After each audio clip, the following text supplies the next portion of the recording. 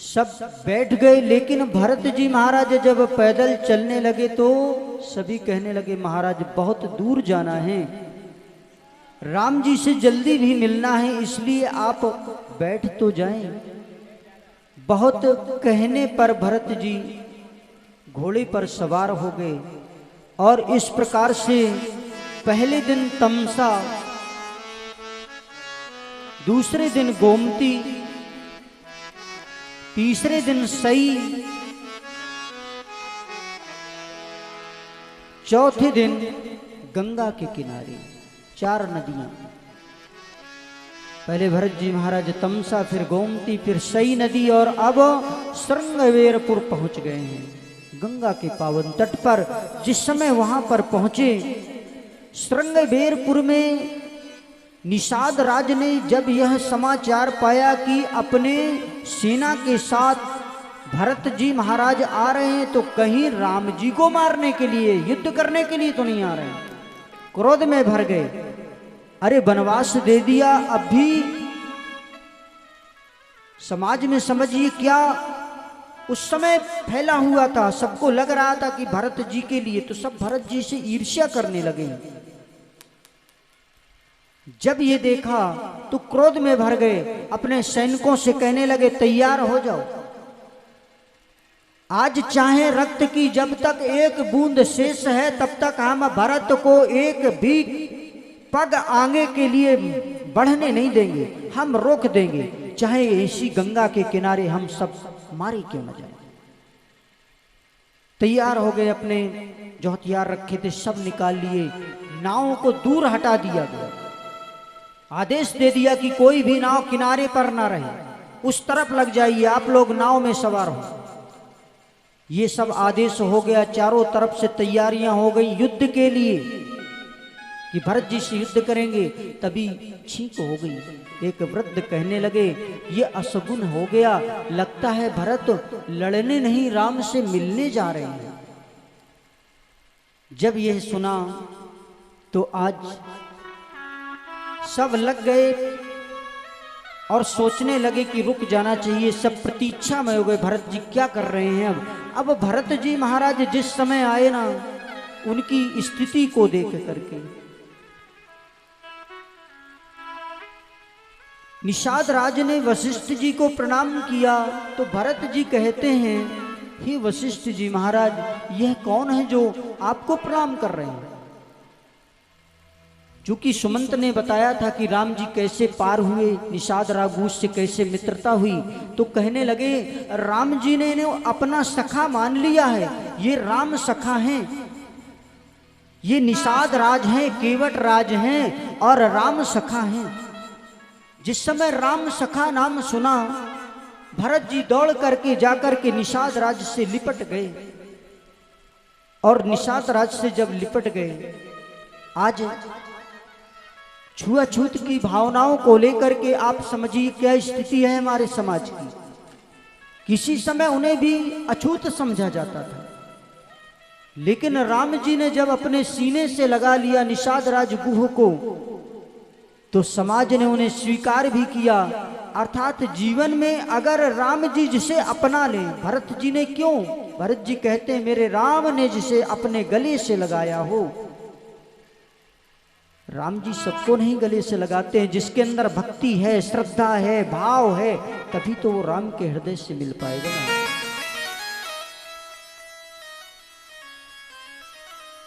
भरत जी महाराज आज राम सखा से मिले, तत्पश्चात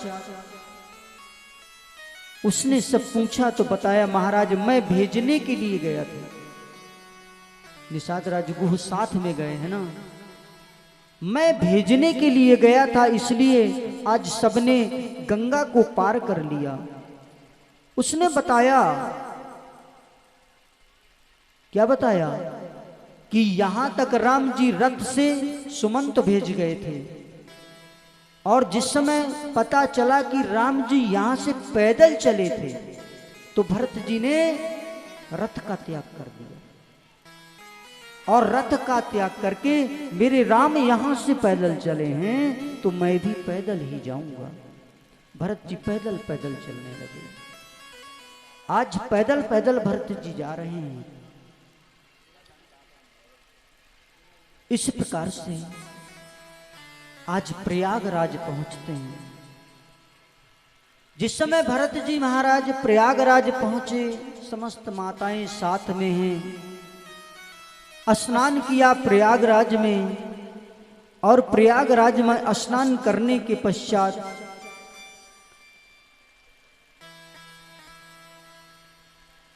भरत जी महाराज एकांत में चले गए, अकेले। जिस समय एकांत में गए, एकांत में जाकर के उन्होंने हाथ जोड़ दिए। बड़े ध्यान से सुनना, दर्शन करिए। सब एक तरफ है, माताएं, गुरुदेव, समस्त समाज सब एक तरफ, और भरत जी एक तरफ निकल गए। एकांत में जाकर के खड़े हो गए, और खड़े होकर के कहने लगे, प्रयागराज अर्थात गंगा मैया से संगम तीर्थ पर खड़े एकांत में, और कहते हैं कि आज मैं आपके स्नान किया हूं, पवित्र संगम पर खड़ा हूं, किसी से कहने नहीं, अकेले में। मांगहूं भीख त्याग निज धर्म।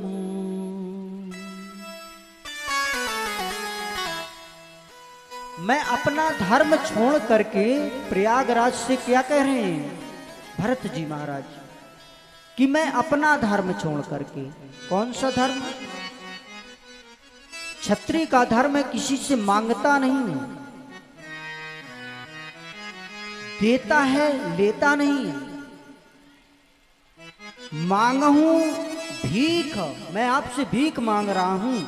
त्याग निज धर्म, मैं अपना धर्म, मेरा स्वभाव, हमने दिया है, लिया कभी नहीं है, लेकिन भरत कह रहे हैं मैं अपना धर्म त्याग रहा हूं, और धर्म त्याग करके आपसे मांगता हूं। क्या मांगते हैं? कहते हैं जो दुखी होता है ना, वो ऐसा कौन सा कुकर्म है जो ना कर जाए। आरती काहे न करे कुकर्मु, ऐसा कौन सा कुकर्म है जो आर्त, जो दुख में हो, संकट में हो, तो ऐसा कौन सा कर्म जो नहीं कर जाएगा? अवश्य हर कर्म कर जाएगा। तो मैं भी आज, जो धर्म नहीं है भीख मांगने का, क्षत्रियों का, मैं आपसे भीख मांगता हूं। कहा मांगता क्या हूं? तीर्थराज प्रयाग प्रकट हो गए, कहने लगे मांगो क्या चाहिए? अर्थ न धर्म न काम रुचि, ये वरदान मांगा।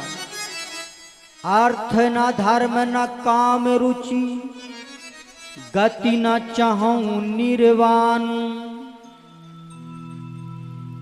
मैं अर्थ नहीं चाहता, धर्म अर्थ काम मोक्ष जो ये हैं, मैं निर्वाण अर्थात मोक्ष नहीं चाहता, मैं अर्थ नहीं चाहता, धर्म और काम नहीं चाहता। इसी, अब चौथी मांग कोई है ही नहीं, पांचवी कोई मांग कैसे हो सकती है? चार ही तो मांगे होती हैं, धर्म अर्थ काम मोक्ष, यही है। वो कहते हैं मैं धर्म नहीं, पहले कह रहे हैं अर्थ ना धर्म, अर्थ नहीं चाहिए मुझको।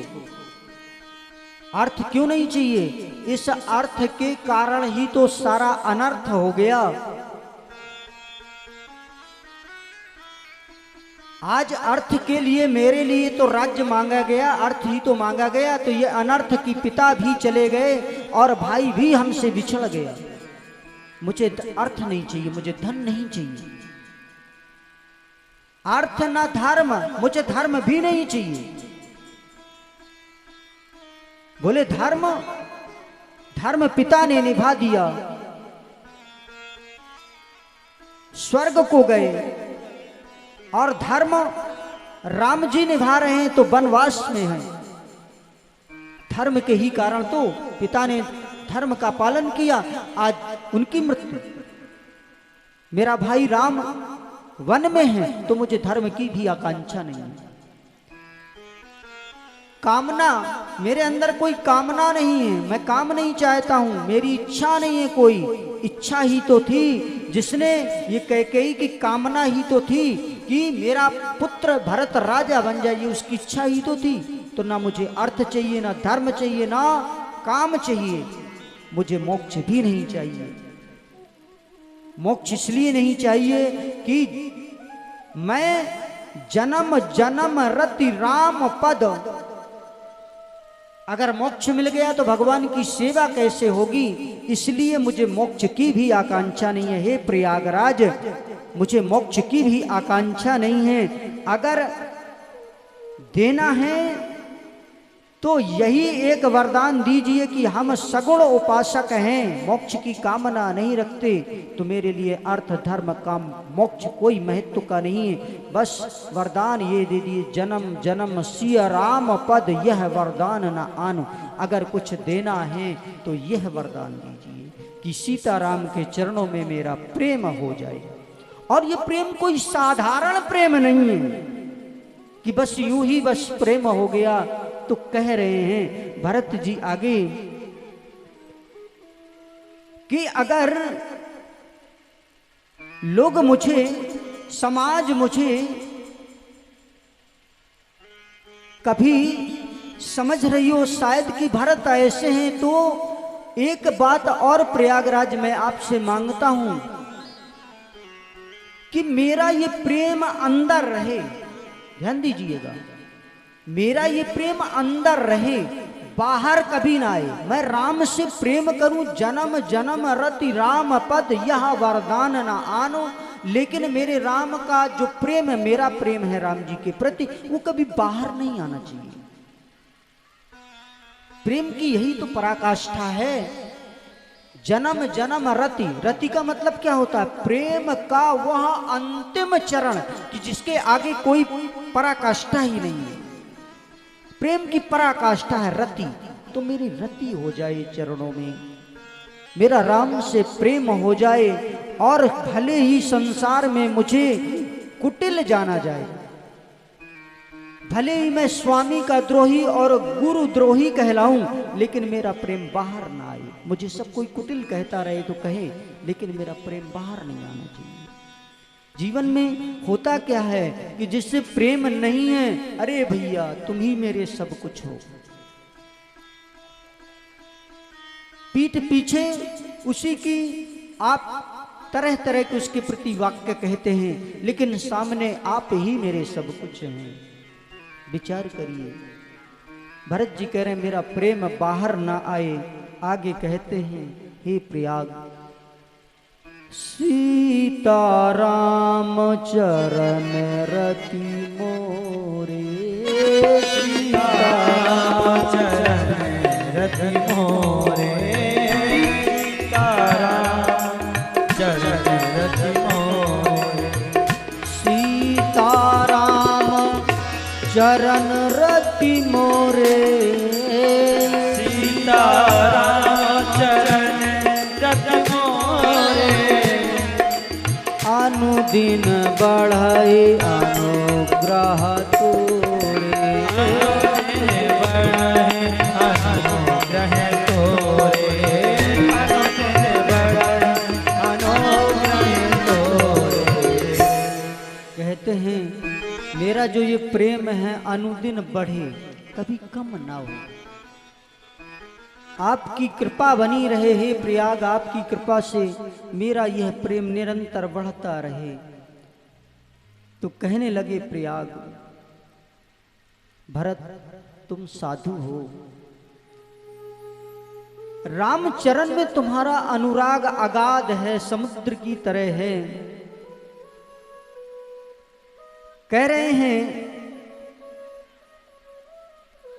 तुम्हारा प्रेम सदैव बना रहेगा, तन पुल क्यों ही हरस सुन बैन बचन अनुकूल, भरत धन्य कही धन्य सुर हर्षित वर्षई फूल। आज प्रयाग कहते हैं प्रेम दूत तीरथ, आज सभी प्रसन्न हो गए। देवताओं ने जब यह वाक्य सुने, बड़े ही प्रेम के साथ आज भरत जी आशीर्वाद लेकर के आते हैं। भरद्वाज मुनि के यहाँ पहुँचते हैं।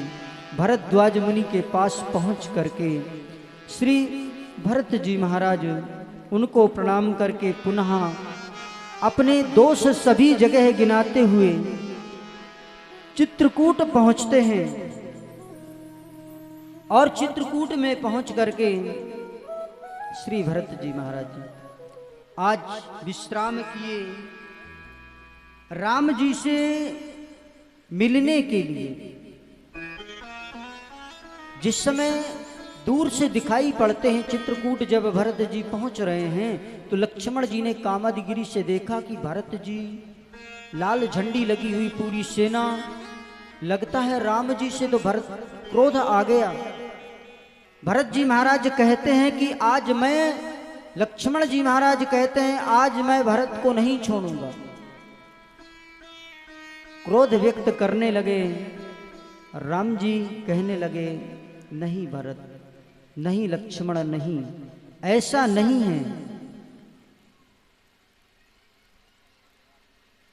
भरत को कभी भी किसी प्रकार का ना तो मद हो सकता है, भरत ही हो ना राज मद, विद हरि हर पद पाए। कहते भरत को अगर ब्रह्मा विष्णु और महेश का भी पद मिल जाए ना तब भी उन्हें मद नहीं होगा। इस प्रकार से लक्ष्मण जी जो क्रोध कर रहे हैं, जब भरत जी आते हैं राम जी के चरणों में गिरते हैं।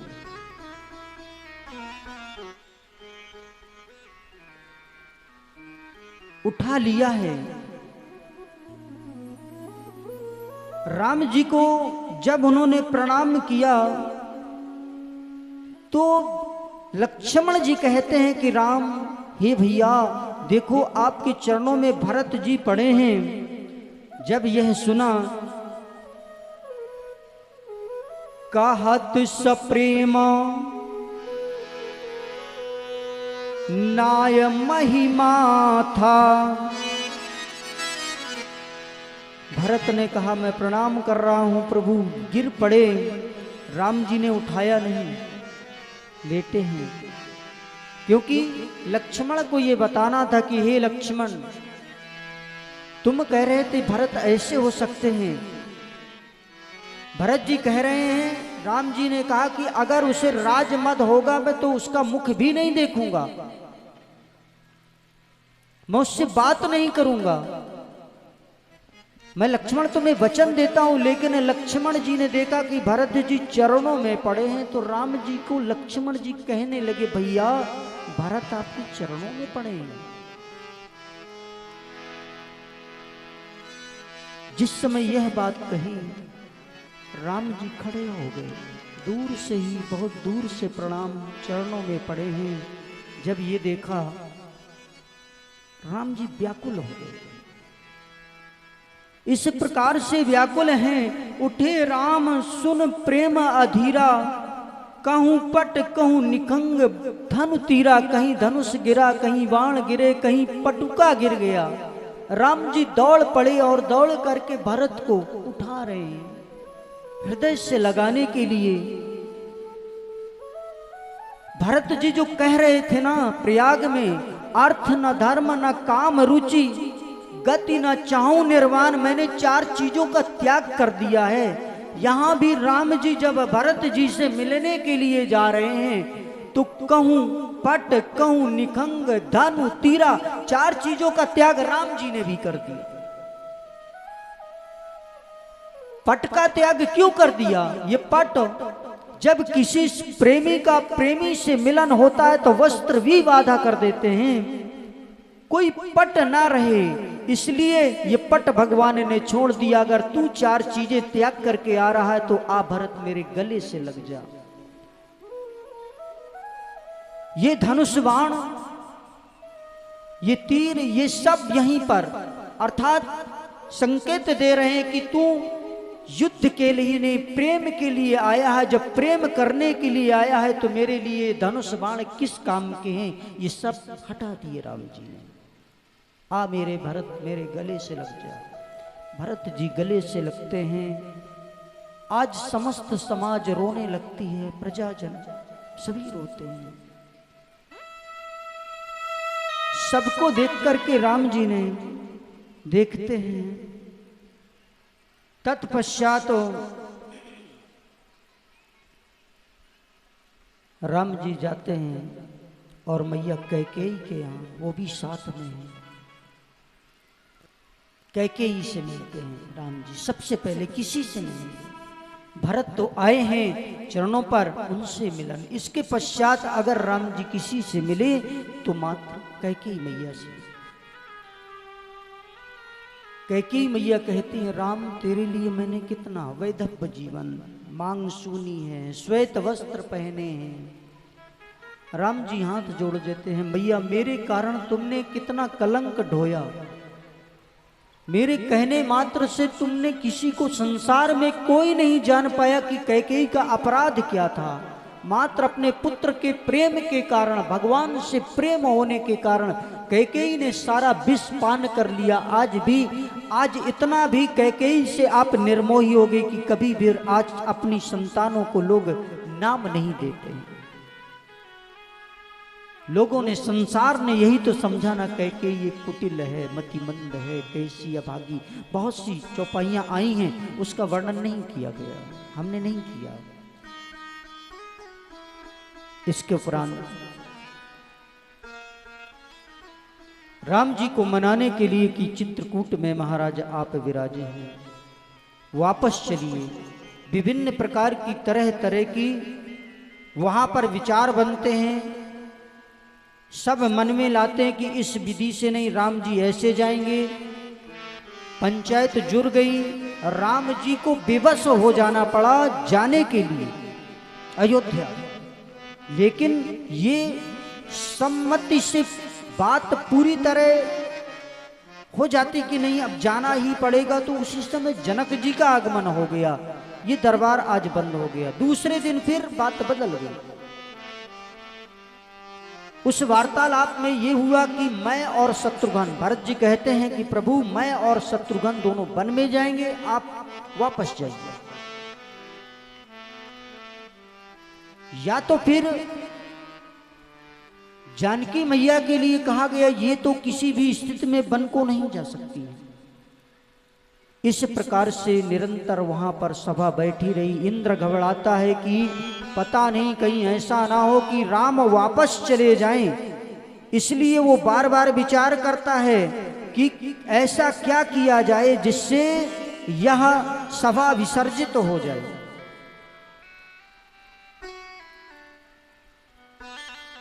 बृहस्पति जी से कहते हैं कि क्या करूं मुनिवर,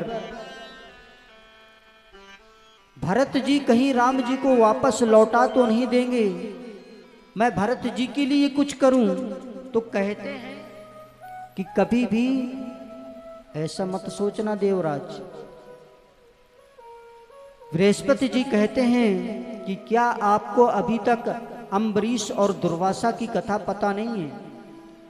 भगवान अपना अपराध, जो अपराध अगर राम जी का अपराध कर दें, राम जी सहन कर जाएंगे, कोई बात नहीं।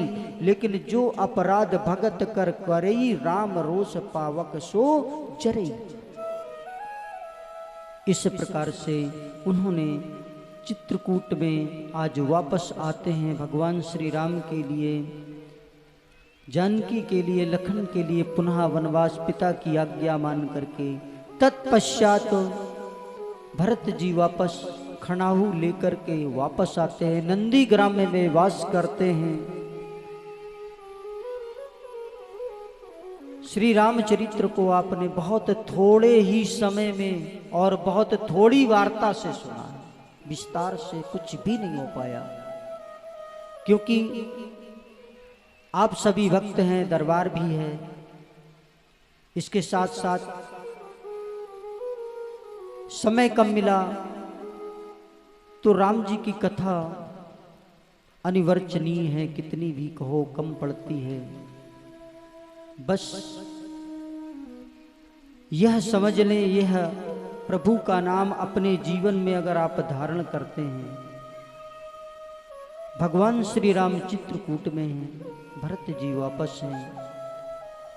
और प्रभु जब कृपा करेंगे, अवसर देंगे, एक बार पुनः चित्रकूट से ही प्रारंभ किया जाएगा। जब भी समय मिला, अवसर मिला। बोलिए राजा रामचंद्र भगवान की जय हो। 7 दिनों में आप सभी ने बड़े ही प्रेम से श्री राम